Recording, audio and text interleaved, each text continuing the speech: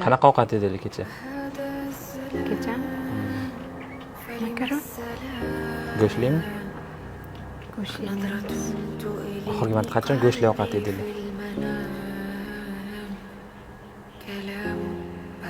go'sht sotib olamiz.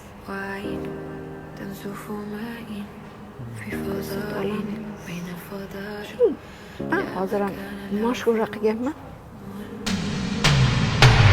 هذا السلام فلما السلام Hammasi yaxshi bo'ladi.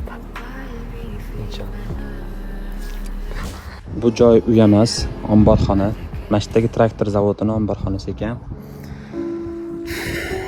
Onaxonni sabrlarga men prosta qoyil qoldim. Bu yoqda ko'chib yurib qabristonlarda yashadik. Kimlarni qaysi nima to'g'ri kelsa yashadik. Endi men bitta ko'rsam sizlarga ancha hayron qolasizlar. Hojatxona